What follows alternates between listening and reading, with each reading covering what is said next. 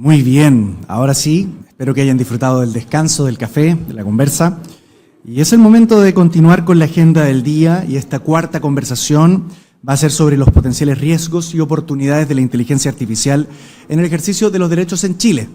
Y para comenzar, le vamos a dar la bienvenida también a Giorgio Bocardo, subsecretario del Trabajo de Chile, a quien además invitamos al escenario para que forme parte del panel. Bienvenido. También invitamos a Felipe Mujica, gerente de Economía Creativa de Corfo.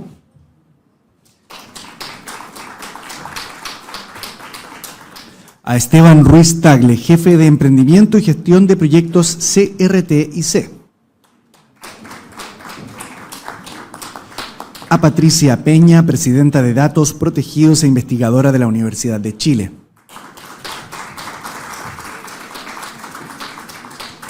A Lionel Brosi, director de Núcleo de Inteligencia Artificial y Sociedad, IASIC. A Jamila Venturini, codirectora ejecutiva de Derechos Digitales. Moderará este panel Gabriela Arriagada, profesora asistente del Instituto de Ética Aplicada de la Pontificia Universidad Católica. Hola. Y adelante. Muchas gracias. Primero agradecer al Ministerio de Ciencia por todo lo que está haciendo en este maravilloso foro en el que nos encontramos, a todas nuestras panelistas. Y quiero quizás iniciar con una pequeña reflexión sobre el debate que hemos tenido durante la mañana. En esta mañana hablamos de legislación, de regulación, de principios éticos, de una serie de problemáticas que están muy arraigadas en lo que le importa a la gente, ¿cierto? Tenemos una discusión bastante macro, pero también nos interesa cómo esto nos afecta como ciudadanos, cómo afecta a nuestros diferentes tipos de ciudadanos, es decir, a nuestras minorías, a nuestros niños, a nuestros adolescentes, jóvenes y al futuro de nuestro país. Y por eso es que en este foro de riesgos y oportunidades de la inteligencia artificial, hoy, en el ejercicio de los derechos en Chile, quisiera comenzar preguntando sobre qué derechos son los que ustedes más relacionan con los usos de la inteligencia artificial y cómo estos se pueden afectar o potenciar. Quisiera comenzar con Patricia Peña, por el rol que ella tiene en todo el aspecto de los datos protegidos, siendo presidenta de esta organización. Hasta aprendió ahí, sí. Hola, bueno, Gabriela, muchas gracias. Buenos días, buenas tardes, en realidad a todas, a todos. Y también a quienes nos están siguiendo, también agradecer el espacio, el foro. Creo que este foro, como ya hemos visto en estos 2 días, llega en un momento crucial para nuestros países en general. Este no es un tema que esté presente en el debate público. Este no es un tema que sea apropiado o que de alguna manera sea parte del debate ciudadano. Y eso se nota también en el foro. Tenemos muy poca sociedad civil que de alguna manera también se pueda involucrar en estos temas. Entonces, hablar acerca de cuál es la preocupación de los derechos de las personas, que en realidad somos todas nosotros y todos nosotros, desde niñas, jóvenes, mujeres, comunidades indígenas, personas discapacitadas. Por supuesto, tenemos todo un tema que tiene que ver también con cómo hemos visto, que es también el modelo, yo diría el paradigma de inteligencia artificial del cual muchas veces estamos hablando, ¿sí? Sabemos que efectivamente no hay una definición, pero aquí estamos hablando de distintos modelos, de distintos tipos de soluciones, de distintos tipos de servicios, de distintos tipos de uso, ¿sí? Y eso, por supuesto, tiene al centro esa discusión sobre cómo vamos a medir esos impactos en las sociedades, en las comunidades, etcétera. Entonces, cuando hablamos de derecho, bueno, primero creo que está muy presente el derecho a no ser discriminado, ¿no? No a ser discriminadas. Hay mucho temor, efectivamente, respecto de cómo en estas plataformas finalmente se trabaja con sistemas, algoritmos, etcétera, ¿cierto? Que ya tenemos estudios y tenemos evidencia y tenemos antecedentes respecto de cómo están impactando en la toma de decisiones respecto a nosotras y a nosotros. Y esto va tanto desde el punto de vista de decisiones en el mundo público, por ejemplo, acceso a beneficios sociales, o en el mundo privado, que puede ser, por ejemplo, que un sistema defina si yo soy apta para un seguro médico y sabemos que no es lo mismo si somos mujeres latinoamericanas, de ciertas características, etc.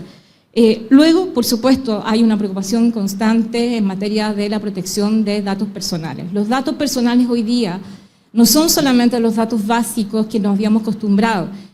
Y creo que eso en un país como Chile, que tiene muy naturalizado la entrega de datos personales, si ustedes son de fuera de Chile, ya se fijaron que quizás en muchos lugares de Santiago, cuando vas a comprar algo, lo primero que te piden es el RUT, ¿sí? O sea, el carnet de identidad o el número de identificación.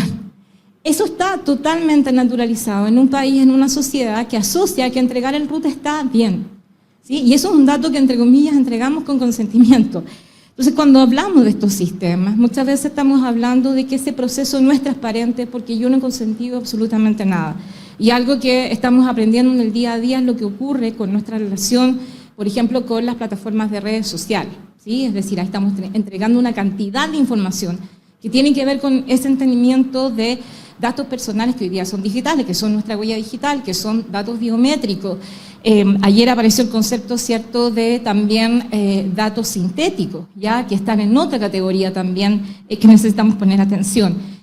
Y eso, de nuevo, como también se ha mencionado, creo, en este foro, ocurre muchas veces en países como el nuestro, donde la protección a los datos personales es un tema pendiente. El proyecto de ley de protección de datos personales, que se ha discutido por más de 8 años en Chile, es un muy buen ejemplo de cómo quizás cuando salga finalmente aprobado, y que esperemos que se apruebe de todas maneras, hacemos siempre desde las organizaciones que hemos estado dando seguimiento que finalmente ese proyecto de ley salga aprobado.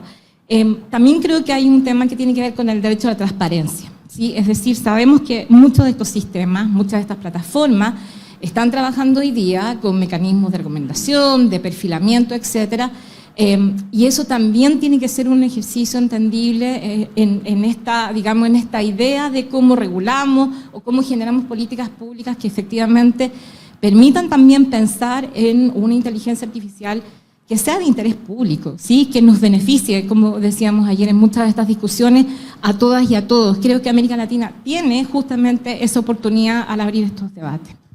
Eso para partir. Muchas gracias, Patricia. Yamila, tú como codirectora ejecutiva de Derechos Digitales, ¿qué perspectiva tienes respecto a esos derechos que parecen ser fundamentales en el desarrollo de la inteligencia artificial? Yo, siguiendo un poco lo que mencionaba Patricia y también lo que se discutió en mesas anteriores, creo que una primera provocación es pensar de qué estamos hablando cuando hablamos de inteligencia artificial. Porque mucho se habla de los riesgos de ChatGPT o de ciertas aplicaciones que parecen un ejercicio de futurología, pero tenemos impactos muy concretos y reales que están ocurriendo en América Latina en este minuto. Me parece que conocemos bastante de los riesgos a privacidad y libertad de expresión que pueden traer, por ejemplo, la moderación automatizada de contenidos en redes sociales, la implementación de sistemas de monitoreo de distinto tipo, pero es importante también tener en consideración que hay implementaciones de inteligencia artificial que afectan incluso personas que no están conectadas a Internet. Y ahí el ejemplo que me gustaría traer es el ejemplo de las cámaras de reconocimiento facial. Poco se ha hablado en este foro sobre este tema, pero las cámaras de reconocimiento facial también operan a partir de sistemas de inteligencia artificial muchas veces, ¿no? Y ahí retomando lo que se hablaba también el día de ayer con la representante de UNESCO sobre la ausencia de una definición acabada desde lo técnico y desde lo político y social de qué es inteligencia artificial y la importancia de que este sea un debate tomado en serio cuando hablamos de regulación y cuando hablamos de protección y garantías de derechos humanos.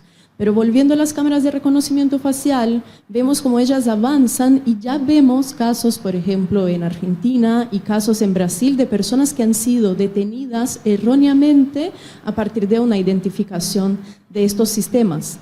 Eso está pasando hoy día. Hay muchas organizaciones que están tratando de hacer una especie de monitoreo de este tipo de situación, pero también me parece importante recalcar en esta conversación que hablamos mucho de la opacidad de los sistemas algorítmicos, la opacidad de la inteligencia artificial, pero muchas veces nos enfrentamos con una tremenda opacidad de los estados cuando se trata de saber qué tipo de tecnologías se están implementando y en qué contexto y para qué fines, y una opacidad también del sector privado en relación a sus prácticas de venta, las garantías que están implementadas, etc. Así que el ejercicio de monitoreo que Derechos Digitales y varias organizaciones en América Latina intentan hacer sobre el uso de esos sistemas es también un desafío concreto y constante, y la discusión y la mención que hubo a la iniciativa de promoción de transparencia algorítmica acá en Chile me parece crucial, y me parece crucial seguir pensando cómo hacer más transparente el hecho de que ciertos sistemas de inteligencia artificial son implementados.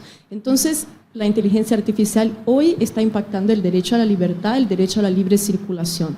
Por otro lado, sabemos que tanto reconocimiento facial como otros sistemas de predicción de comportamientos han sido implementados en la región, incluso en Chile, para priorizar potenciales beneficiarias de programas sociales de distinto tipo.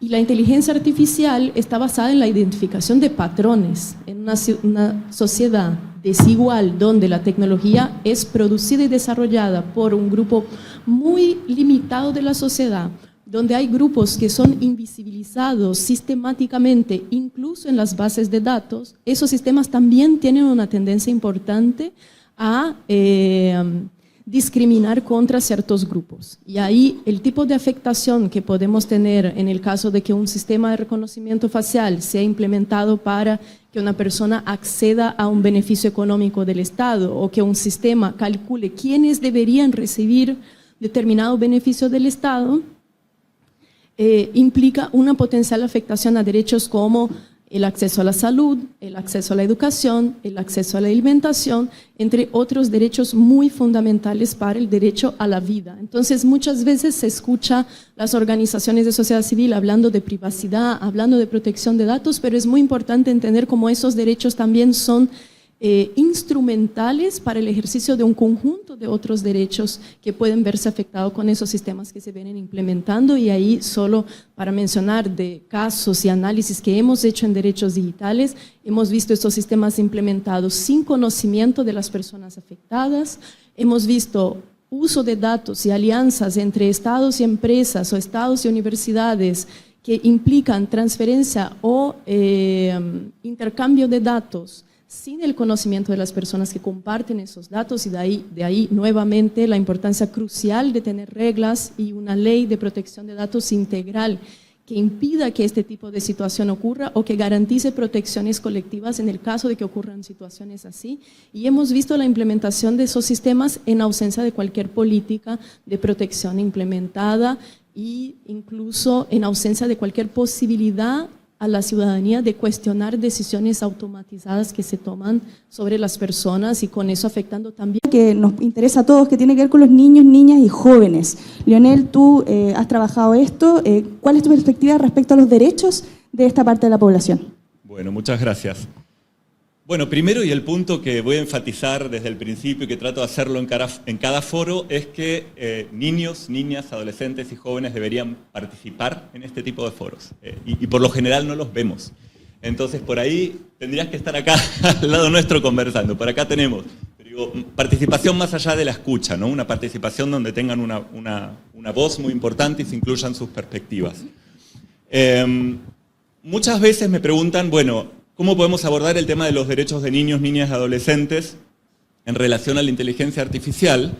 Y la verdad es que, si bien obviamente el panorama es complejo, tenemos que basarnos en la Convención de los Derechos del Niño y volver a los documentos, a las herramientas que ya disponemos, al comentario número 25, donde se extienden y se hizo una observación sobre los derechos de niños, niñas y adolescentes en la esfera digital, y se abordaron temas, por ejemplo, como las dinámicas, cómo pueden las dinámicas algorítmicas afectar los derechos de los niños, y a partir de ahí empezar a trabajar estos temas. Pero hay algo central, y es esto que acabo de decir, es incluir las perspectivas de los niños. Ahora, lo hemos escuchado en un montón de foros también, ¿no? Como es súper fácil decir, bueno, tenemos que incluir las voces de los niños. Quizás lo hemos escuchado hasta el cansancio en términos de que se escucha pero no se aplica, ¿no?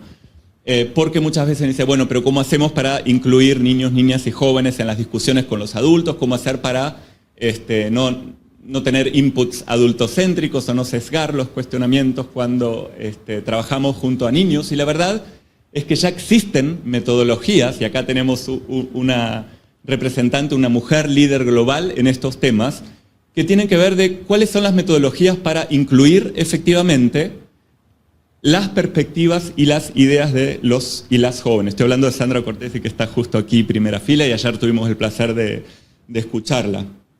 Y eso es un deber de las empresas privadas, es un deber de las organizaciones públicas y también de los gobiernos para generar iniciativas para que esto suceda. No es algo simple, pero ya existen estudios con evidencias, proyectos, para poder, por ejemplo, hacer laboratorios juveniles, para hacer consejos juveniles que puedan intervenir y tomar decisiones de manera autónoma también. En fin, creo que ese es uno de los puntos principales.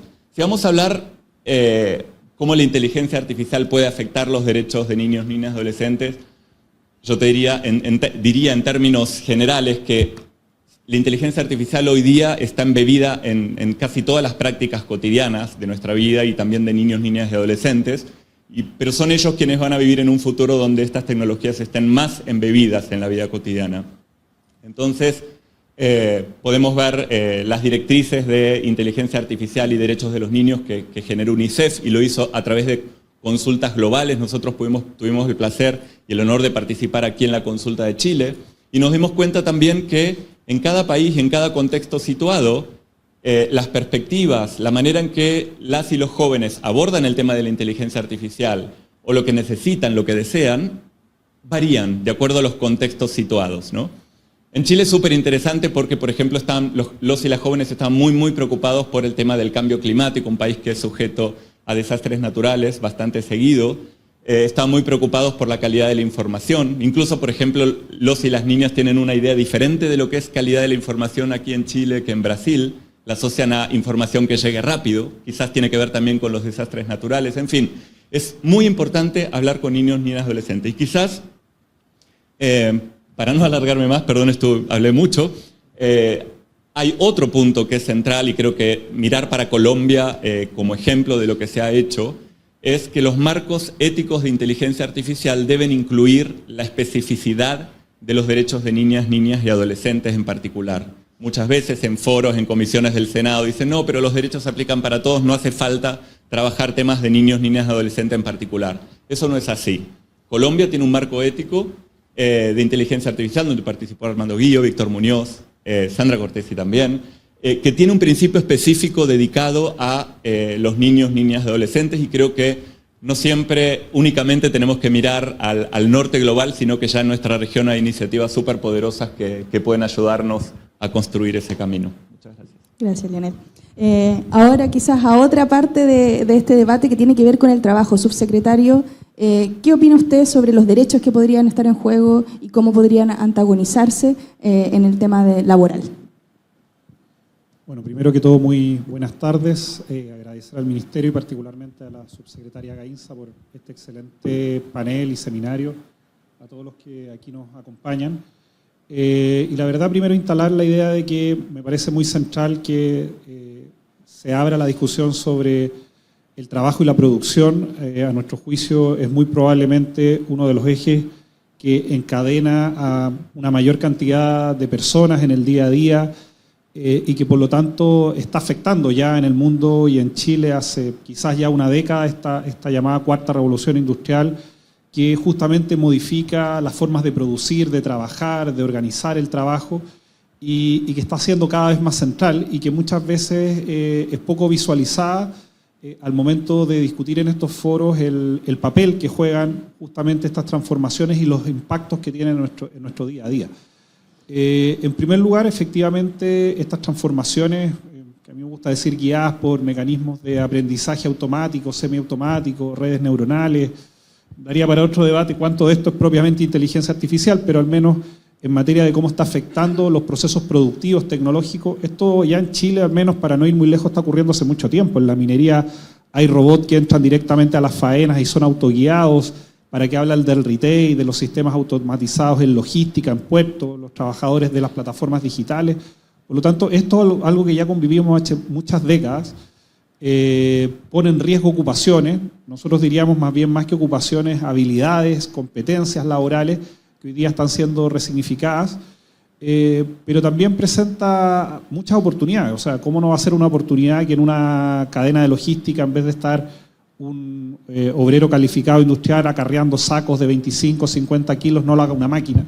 O bien que no estemos en un servicio donde se digitalizan datos y esto se haga de manera manual, y que no podamos obtener información precisa de cómo mejorar, por ejemplo, nuestros sistemas de seguridad y salud en el trabajo. Entonces, en ese sentido, estas transformaciones que no son nuevas, probablemente es una ola cuya velocidad y profundidad está generando un cambio muy acelerado. A nosotros como ministerio nos tiene que hacer poner el foco en tres cuestiones que me parecen fundamentales. La primera es que en estos procesos de cambio acelerado en términos de las formas de trabajar y de organizar la producción, el cambio muchas veces genera un contingente, grupos de trabajadores y trabajadoras que quedan fuera de las posibilidades de reconvertirse laboralmente. Y por lo tanto, cuando las transformaciones tecnológicas, el fruto del crecimiento, del desarrollo industrial, es percibido y es experimentado sobre todo por un grupo de personas como un proceso desigual, que los segmenta, que los abandona, obviamente la valoración que hay sobre esos procesos es negativa. Y más allá de los procesos productivos que se pueden ver más o menos beneficiados con estas nuevas tecnologías, lo que para una parte importante de la fuerza laboral significa muchas veces quedarse fuera de los esquemas de protección social, de seguridad, de salario, y por lo tanto eso también afecta nuestras democracias. Yo creo que hay un elemento muy central al momento de observar y establecer políticas públicas que se hagan cargo de las transformaciones que están llevando estas nuevas tecnologías en el trabajo, es cómo afectan la legitimidad de nuestros sistemas sociales. Y creo que eso es algo clave y que probablemente con el cambio acelerado que se experimentó en la pandemia lo vimos de forma muy, muy vívida.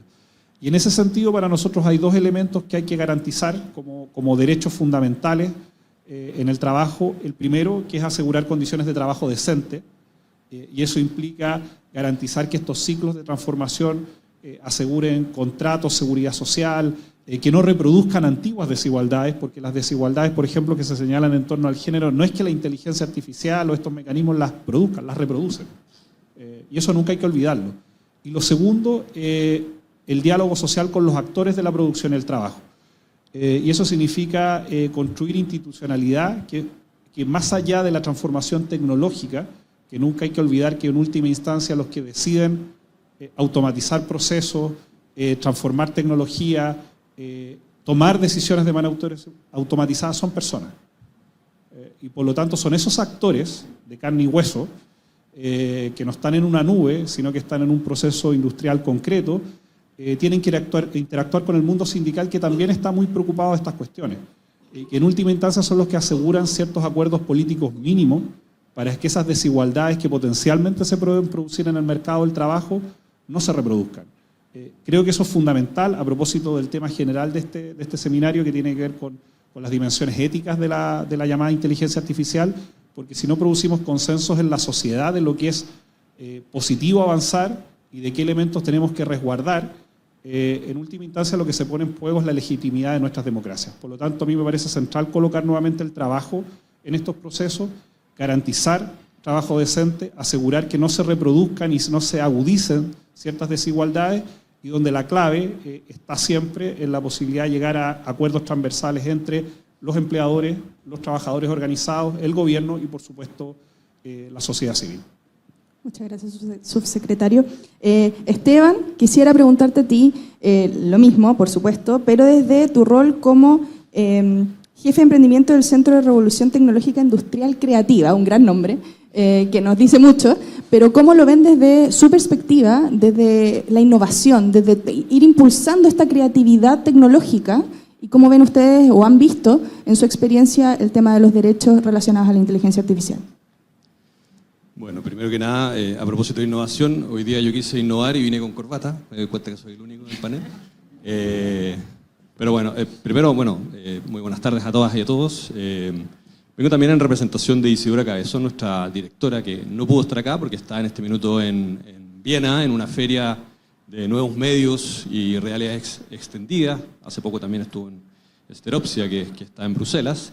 y precisamente ella, aprovechando que está ahí con el mundo de arte, creatividad y tecnología, ha hecho preguntas sobre cuál es la opinión de quienes están ahí presentes sobre la inteligencia artificial. ¿Qué opinan de cómo esto afecta a la industria creativa? Y la verdad que no hay una opinión todavía formada, creo que esto está aún es una historia en proceso, ¿cierto? Por lo tanto, no estamos tan atrasados acá. Pero bueno, yo creo que hay 3 preguntas claves que hay que hacerse siempre que hablamos de tecnología. Primero, ¿esto no ha pasado antes? Segundo, si hablamos de derechos, bueno, ¿qué entendemos por derechos? ¿Qué tipos de derechos estamos hablando, cierto? ¿En qué dimensión? Y luego entender a qué nos referimos cuando hablamos de creatividad. O sea, el primer punto, si no ha pasado esto antes, bueno, el arte y la tecnología siempre ha tenido este romance, ¿cierto? Siempre estaba muy cercano.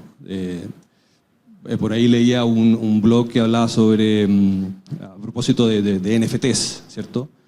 Que cerca, no me acuerdo si antes o después de Cristo, se creó el primer pincel, ¿cierto? Y eso produjo obviamente que diferentes artistas empezaran a utilizar esta nueva tecnología para crear o co-crear nuevas piezas.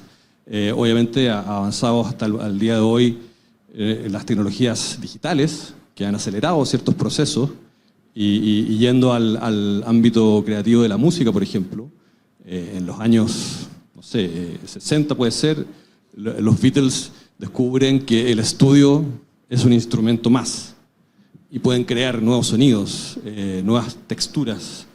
Entonces esta relación humano-máquina creo que siempre ha existido y en la medida que la utilizamos de manera creativa, y eso probablemente tiene que ver con el uso no necesariamente para lo cual fue pensado, podemos co-crear, ¿cierto?, con tecnología o con máquinas nuevos resultados. El tema es cuando estas máquinas, algunos temen o sienten miedo de que podamos ser reemplazados, ¿cierto? Pero eso tiene relación con probablemente en dónde están los límites del uso de las tecnologías y algo que está todavía pasando, ¿cierto?, en Estados Unidos, esta huelga que inició con la Asociación de Guionistas, que hace poco llegó a un acuerdo, ¿cierto? Y que eso en el fondo lo que tenemos que apuntar, dónde están los límites, cuáles son las reglas, y acordar, ¿cierto?, que esos límites no se traspasen. Entiendo que los guionistas ya llegaron a un acuerdo para no utilizar la inteligencia artificial y crear guiones que podrían ser creados por seres humanos, ¿cierto? Y todavía no está resuelto el problema con los actrices y actores. Pero es una conversación que hay que tener, que hay que sentar, ¿cierto?, cuáles son las bases, cuáles son los límites para no transgredir esos límites. Y el mundo creativo está permanentemente transgrediendo ciertos límites con el fin de co-crear nuevas tecnologías. Creo que es interesante ver cómo hoy día estos modelos de lenguaje al cual uno le puede dar instrucciones con texto y puede crear imágenes o videos o sonidos, no sé si llamarle música todavía. En el ámbito creativo de la música, por ejemplo, volviendo al ejemplo de cuando los músicos conocen los estudios y ven ahí un nuevo instrumento para crear nuevos sonidos, nuevas texturas, en esta relación humano-máquina, hay momentos en la historia de la música en donde se empiezan a crear estos nuevos sonidos a través de remezclas, ¿cierto?, utilizando piezas ya creadas, sonidos ya creados por otros artistas, pero que a través de la mezcla, del sampleo que se dice, se puede lograr un nuevo sonido, un sonido original o una nueva tipo de música, pero que fue creado o co-creado con una máquina y utilizando piezas que ya habían sido creadas por otras artistas. Y es un poco, creo, lo que está sucediendo hoy día con el uso de este tipo de herramientas para co-crear con una inteligencia artificial, si es que se puede llamar así, estas nuevas piezas creativas, llámense imágenes, videos, etc. Pero la pregunta es, ¿dónde está específicamente el reemplazo, ¿cierto?, del individuo, del creador, del artista? ¿En el resultado o en cómo yo, manipulando estas herramientas, porque para nosotros siempre han sido herramientas la tecnología, podemos llegar a crear nuevos tipos de contenido. Hay obviamente una discusión alrededor de cómo fueron entrenadas estos modelos, utilizando imágenes o grandes bancos de imágenes o de datos, en donde no se sabe si se solicitaron específicamente los permisos para acceder a esa información. Pero ya hay posturas, por ejemplo, desde el mundo de la tecnología, por mencionar Adobe, por ejemplo, se dio cuenta de este temor que existe. Bueno, ¿a quién le solicitaron permiso para utilizar todas las imágenes que fueron creadas por alguien para entrenar esta nueva tecnología? Ante la no respuesta, ¿cierto? Ellos respondieron de manera bastante inteligente, a mi parecer, diciendo, bueno, nosotros somos dueños de un gran banco de datos, de imágenes que tienen propiedad intelectual y que se puede otorgar a través de un derecho, y podemos entregar estas nuevas herramientas que pueden co-crear con inteligencia artificial, pero con información que está regulada, ¿ya? Y esa es una postura que uno puede tomar y da seguridad, ¿cierto?, a quien la utiliza, de que no estamos transgrediendo ciertas reglas, ciertos límites, ¿cierto?, en el tema de los derechos. Ahora, hay un punto también que es importante, y la segunda pregunta que yo hacía es, ¿a qué le llamamos derecho cuando hablamos de esto? Cerca del 70% de artistas o creativos no registran ni protegen sus obras. Entonces, ahí hay un punto importante que hay que trabajar, y no sabemos todavía si es por desconocimiento al valor que significa proteger una obra, un diseño, una idea original, artística o creativa, porque precisamente en la economía creativa ahí está el valor, en la protección. Entonces no sabemos si se desconoce ese valor o no se conoce el proceso por el cual hay que, en el fondo, crear esta propiedad, proteger esta idea. Y por último, bueno, ¿a qué le llamamos creatividad cuando decimos que las inteligencias artificiales son creativas o pueden crear? Para mí el arte obviamente es algo que tiene sentimientos, emociones, hay experiencias individuales de quien la crea y quien la observa o quien vive esa experiencia.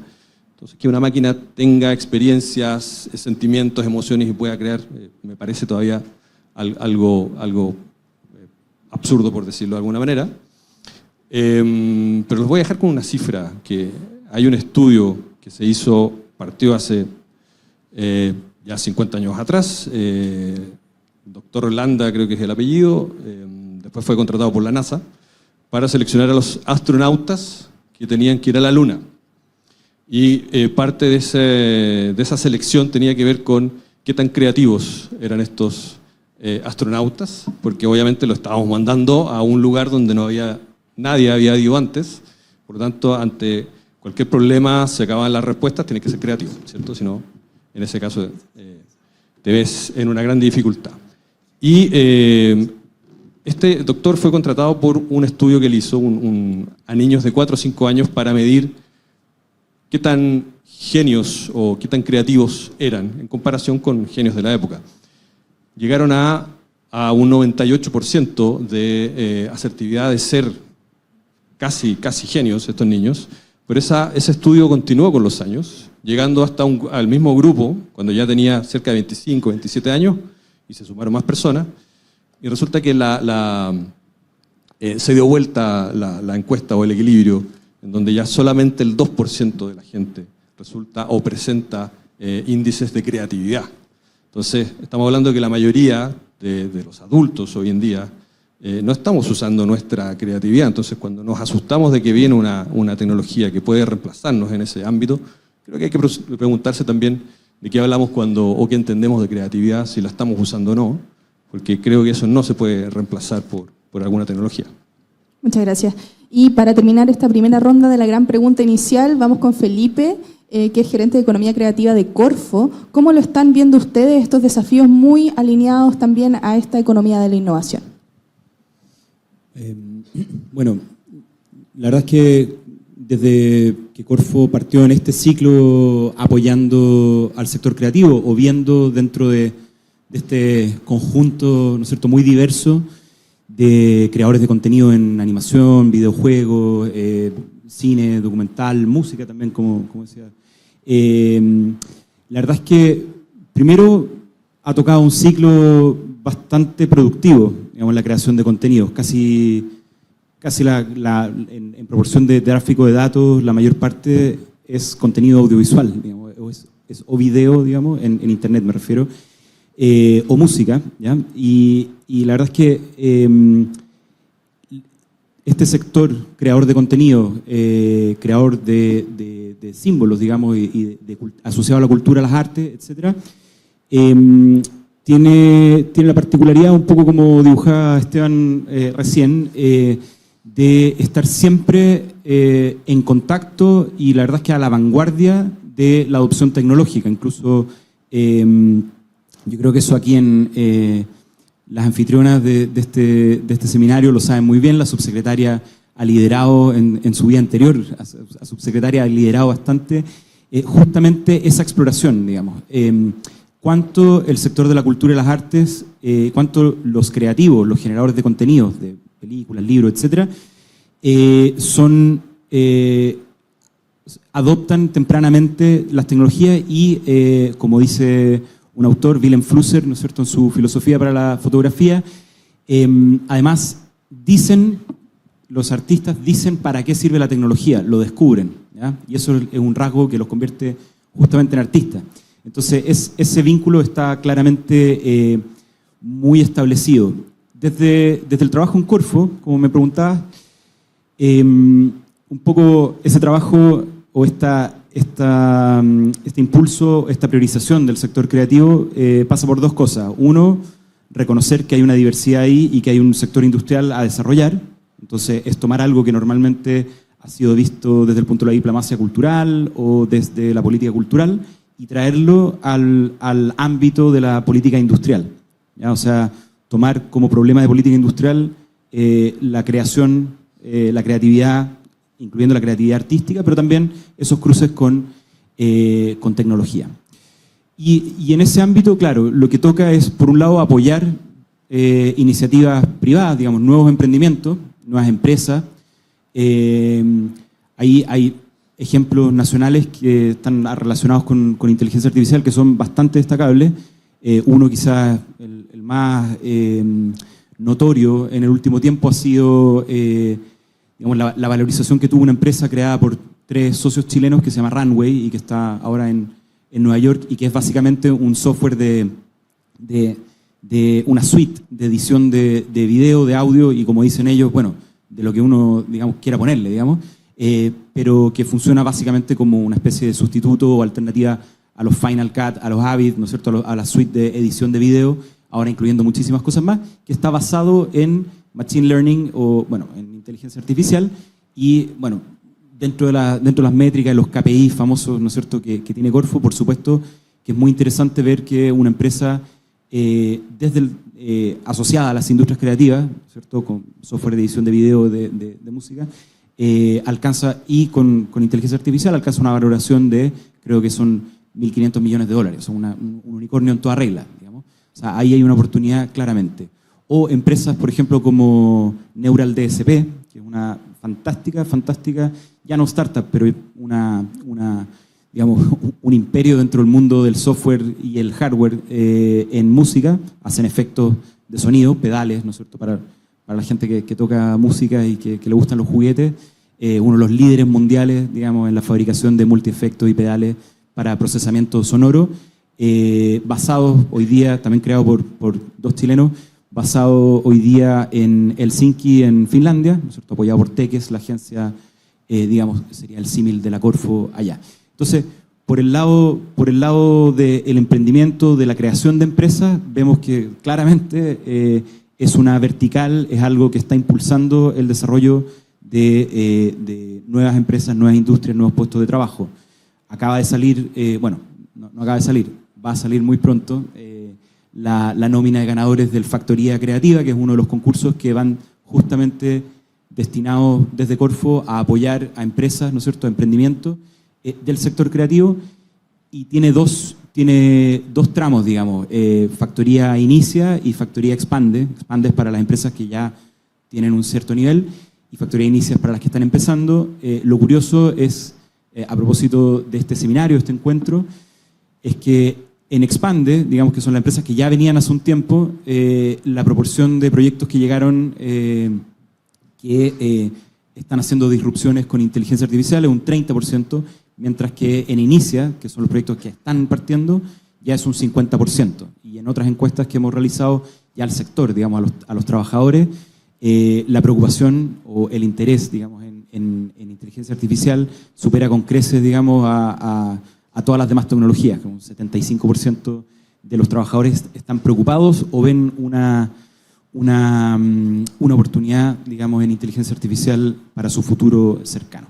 Eso por el lado de emprendimiento, pero por el otro lado, y que tiene directa relación con el tema de los derechos, ¿ya? Y de cómo, de dónde hay que poner el ojo y qué derechos eventualmente se están afectando o visto también desde el punto, desde una perspectiva de crear un entorno que habilita el emprendimiento, con qué derechos hay que armonizar estos emprendimientos de los que hablamos. En el caso de inteligencia artificial, yo creo que está muy claro, digamos, yo no soy capaz de hacer la lista entera, digamos, para eso están estos seminarios y para eso hay ciertas herramientas que voy a comentar, pero claramente hay un tema con, como lo decía Yamila hace un minuto, con el derecho de imagen, por ejemplo, el tema de fake news, pero también el derecho a la honra y el derecho a la imagen es un tema que se puede ver afectado, ya sobre todo con los deepfakes que se producen con la creación de imágenes, como lo decía la senadora hace un rato, digamos, tener a Julito Martínez, ¿no es cierto?, presentando los Panamericanos, digamos, es un honor, pero también se presta para, todos lo sabemos, para un deepfake. Eso por un lado. También justamente el tema del trabajo decente, ¿no es cierto? A nosotros, como Economía Creativa en Corfo, nos toca tener de contraparte al Ministerio de las Culturas, las Artes y el Patrimonio para muchos de los temas, y ellos están embarcados en una agenda de trabajo cultural decente, súper importante, que va a tener que convivir con este momento de sustitución eventual, ¿no es cierto?, de fuerzas de trabajo, de toda una parte de la fuerza de trabajo, por una disrupción tecnológica como es la inteligencia artificial.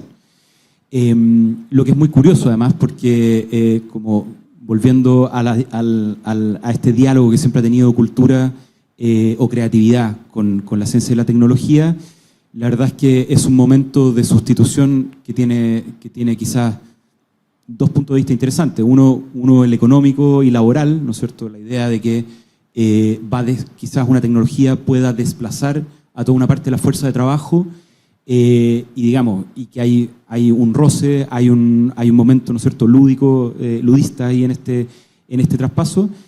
Pero, y me acordaba a propósito de la cita que hacías, Esteban, pero además hay algo muy inherente al sector de las culturas y las artes, que también tiene que ver con la sustitución por la tecnología.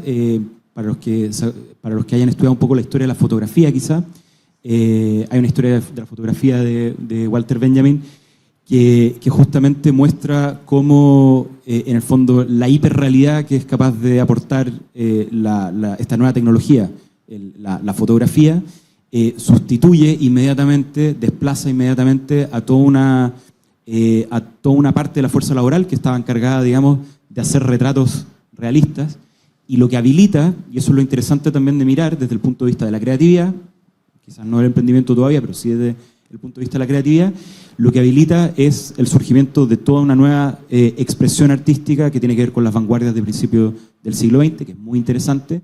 Entonces, yo creo que estamos en un momento dicotómico de cuántas cosas habilita esta sustitución y cuántas no. Y el tercer punto, que quizás es el más importante, es como derecho, digamos, es el tema de la autoría. O sea, con la inteligencia artificial lo que más se está observando como ámbito de intervención para tener bienes públicos, tener una capa de servicio y una respuesta desde los servicios que provee el Estado para fomentar, digamos, el emprendimiento o para proteger derechos, es, en el caso de la inteligencia artificial, la autoría. Felipe, te voy sí. a tener que cortar en el tema de de la autoría, simplemente porque nos estamos quedando cortos de tiempo y es muy importante que alcancemos a hacer la última pregunta muy breve, ya conciso, preciso. Voy a hacer una jugada maestra y voy a tomar aspectos de 2 preguntas de la audiencia. ¿Ya? Una iba enfocada al contexto del avance de los deepfakes que atacan a niños, niñas y adolescentes. ¿Qué mecanismos tecnológicos o jurídicos existen para evitar la expansión de este fenómeno? Y la otra tenía que ver con si el Ministerio del Trabajo tiene algún plan para colaborar masivamente con la academia en la preparación de la sociedad. Entonces quiero mezclar esto para que acotadamente nos cuenten desde su perspectiva, desde su experiencia, cómo ustedes creen que debemos enfrentar estos desafíos que tienen que ver con hacerle frente a los deepfakes y todas estas cosas, la autoría, y así también cómo debemos prepararnos como sociedad. Yamila, por favor. Claro que sí, gracias. Ideas centrales, me parece, para enfrentar esos problemas. Una, hablamos brevemente sobre la necesidad urgente de crear espacios de colaboración entre múltiples partes interesadas en ese tema. Es urgente que la sociedad civil, que las personas potencialmente afectadas, sean niñas, niños, adolescentes, sean personas indígenas, sean mujeres y diversidades de género, puedan participar en cualquier tipo de decisión relacionada a la implementación de sistemas o relacionada al desarrollo de esos mismos sistemas. Y eso está muy bien representado en las recomendaciones de ética e inteligencia artificial de la UNESCO, y es importante que mientras los estados desarrollen esfuerzos colectivos para abordar ese tema a nivel regional, también generen espacios de intercambio entre sectores, de modo que podamos también llevar las investigaciones que hacemos desde sociedad civil, los puntos que observamos desde sociedad civil a su atención y que podamos colaborar en una estrategia regional que sea efectivamente representativa y que refleje los desafíos de nuestra región. Me parece que esto es un punto clave. El otro punto tiene que ver con cómo también el sector privado colabora con estas estrategias y cómo observa su responsabilidad de protección y garantía de derechos humanos. Y ahí quiero abordar específicamente el tema de las deepfakes, que tiene un aspecto de género muy fuerte y que es importante remarcar, y los estados tienen sus obligaciones también de combatir cualquier forma de violencia y discriminación de género, pero por otro lado hay esfuerzos desde el sector privado de buscar identificar imágenes que hayan sido alteradas. Eso es algo que es desafiante porque implica también cierto grado de intrusión en el tipo de imagen que es compartida. Tiene que darse de manera necesaria, equilibrada, proporcionada, y siempre con la colaboración especialmente de las colectivas que trabajan esos temas y que entienden cuáles son las demandas reales de las personas que son víctimas de ese tipo de ataque, ¿no? Para que sea algo concreto y algo efectivo en una respuesta distribuida entre los distintos actores. Muchas gracias. Patricia. Gracias por la pregunta de deepfake, porque efectivamente tiene mucho que ver con algo que también está en este foro, y es la diferencia también entre los qué tanto necesitamos saber y qué tanta investigación hay en nuestra región respecto de los impactos sociales de una inteligencia artificial que tiene más bien un carácter comercial, ¿vale? De aquella que eventualmente podría ser financiada por el sector público, es decir, una inteligencia artificial de interés público, que es un debate que se está abriendo. Y quiero referirme a 2 ejemplos en Chile. Primero, en relación a los deepfakes, soy parte de una comisión asesora ministerial en contra de la desinformación, que tiene una tarea bien fuerte en estos meses, que es justamente traer evidencia y con eso generar recomendaciones respecto a un fenómeno que en la región es demasiado importante, y particularmente en estos periodos de procesos electorales, ¿sí? Los deepfakes están muy relacionados con el fenómeno de la desinformación, cada vez más, digamos, detallados, cada vez más difíciles también, como decía muy bien Yamila, de detectar, digamos, de transparentar, etcétera. Y lo que nos estamos encontrando es que efectivamente tenemos muy poca investigación que nos permita en América Latina tener esa evidencia de cómo funciona. ¿Sí? Sabemos lo que ocurrió en Europa, sabemos, por ejemplo, situaciones como Cambridge Analytica, en el caso del Brexit, etcétera, pero necesitamos también buena parte de esa inversión en investigación respecto de los impactos sociales, por ejemplo, del fenómeno de deepfake, porque también la pregunta es, claro, vamos a regular, pero como decía muy bien Yamila, también el punto es cómo regulamos de una manera que también ponga al centro los derechos humanos, porque estamos hablando de derechos de las personas, ¿sí? Luego, todo lo que tiene que ver, también como lo mencionabas tú, en el tema de género, efectivamente hay una lista que se está abriendo con preocupación en el mundo, que es el uso también de estos sistemas para también potenciar nuevas formas y situaciones y dinámicas de violencias digitales de género. Y eso es también muy escasa la investigación en nuestra región. Entonces también, cuando pensemos en inversión, necesitamos también abrir una mirada respecto también cómo esta colaboración desde la academia, desde la sociedad civil, necesita tener estas alianzas que permitan tener quizás una agenda de impacto social. Y un último punto tiene que ver también con pensar que efectivamente podemos pensar en nuestros países desde una mirada, un paradigma menos, voy a usar esta palabra, menos colonialista de datos, menos colonialista tecnológicamente. Somos una región que efectivamente importa soluciones y estoy muy de acuerdo cuando tenemos la oportunidad, ¿cierto?, en nuestros propios sistemas de inversión y de innovación, de generar soluciones que nazcan desde nuestras propias necesidades, con marcos éticos que estén adaptados, como decías muy bien, Leonel, a nuestras situaciones. Y un ejemplo muy concreto de esto ha sido conocer el trabajo de la red latinoamericana, por ejemplo, que hay de investigadoras feministas en inteligencia artificial. Hay hoy día en América Latina compañeras, colegas mexicanas, argentinas, uruguayas, que están trabajando en desarrollar no solo investigación sobre muchos de estos problemas, pero también en proponer soluciones que pueden ir desde un algoritmo para mejorar, por ejemplo, la dictación de sentencia en temas como el feminicidio, pero también en la búsqueda de soluciones que están relacionadas con problemáticas locales. ¿Sí? Entonces también creo que esa es una tremenda oportunidad que necesitamos impulsar en nuestros países. Lionel, cortito. Sí, muy cortito. Bueno, coincido absolutamente con mis colegas panelistas. También participé en la primera etapa de la Comisión Asesora en contra de la Desinformación. Y quizás mencionar, en Chile hay 11 proyectos, se armaron 11 proyectos de ley para regular las redes sociales, de los cuales muchos penalizan, incluso con cárcel, el tema de la desinformación, ¿no?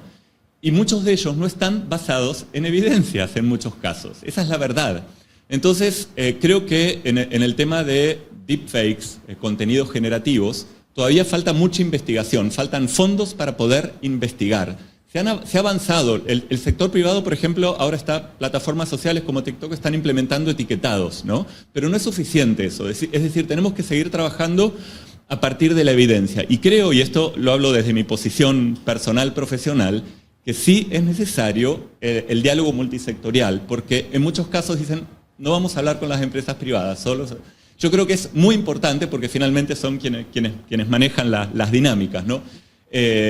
Yo creo que todos podemos aprender, todos y todas, muchos de cada uno y tenemos que animarnos a dar esos pasos. Ahora, el tema de regulación, porque digamos, ya hay avances en conversaciones de cómo poder regular las deepfakes sin saber bien cómo operan, sin saber bien cómo poder solucionar estos desafíos. Entonces, un llamado más que nada a evidencia, a fondos para poder investigar y cuando uno piensa en proyectos de ley, hacerlo de manera seria y basado en evidencia.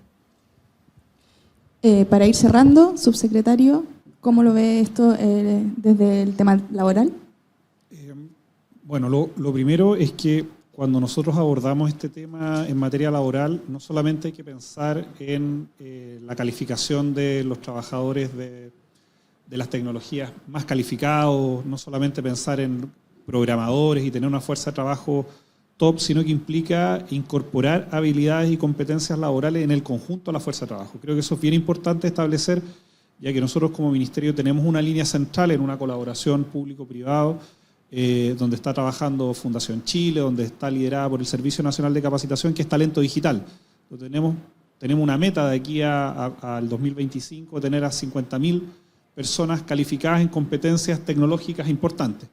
De hecho, hoy día se encuentran abiertas más de 2.500 cupos en talento digital y el objetivo justamente es que aquellas personas que requieran de ir adquiriendo mayores competencias en programación, en manejo de software o en sistemas de este tipo puedan hacerlo de manera fácil, rápida y que se puedan reincorporar en un espacio donde muchas veces la formación profesional clásica va mucho más lenta a lo que el mercado laboral exige. Entonces, Eso es lo primero, y creemos que a través también de la modernización de los programas de CENSE, justamente en distintas líneas, vamos a ir incorporando en distintos ámbitos, en distintos sectores de la fuerza laboral, calificaciones que requieren justamente este requerimiento. En segundo lugar, nosotros como Ministerio acabamos de definir la nueva estrategia de prospección laboral, que básicamente lo que busca hacer el match, tener un sistema de información que permita hacer el match entre oferta y demanda laboral.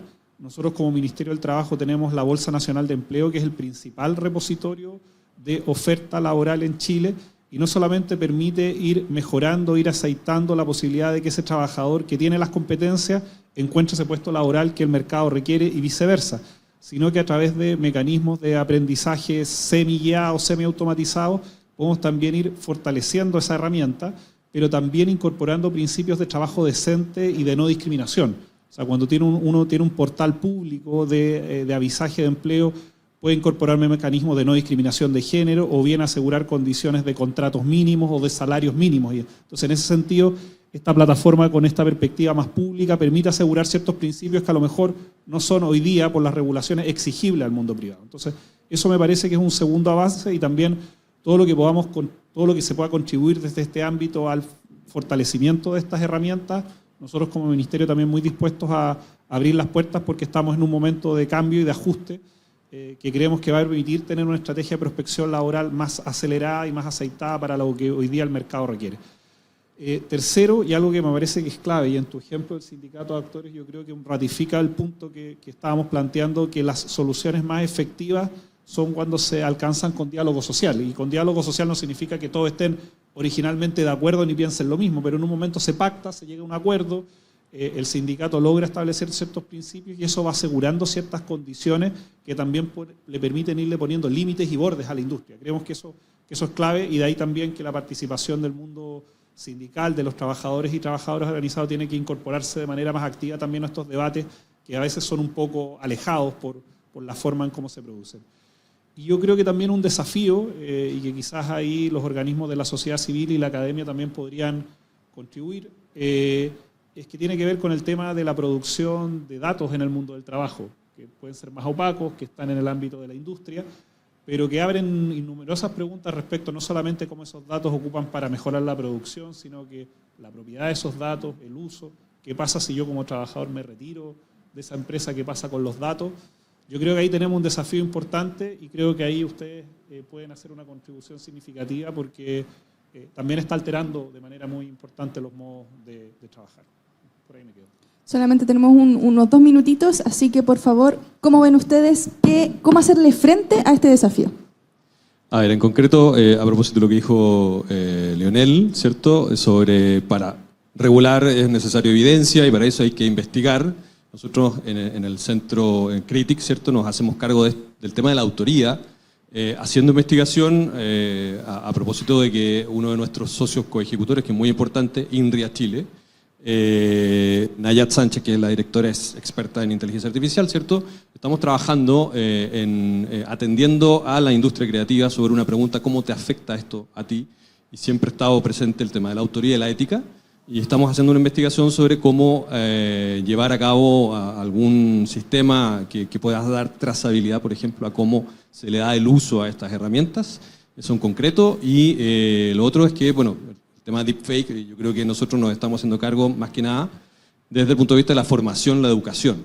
Entiendo que está el Ministerio de Ciencia, Ministerio del Trabajo, sería muy bueno que también estuviera el Ministerio de Educación, porque hay que enfrentarlo de todos los puntos de vista, pero en concreto estamos atendiendo esto a través de la investigación, y obviamente también es necesaria la inversión, porque hay procesamientos ahí de datos, de imágenes, que requiere de mucho cómputo, y eso todavía sigue siendo caro. Felipe, para cerrar. Muchas gracias. No, muy breve.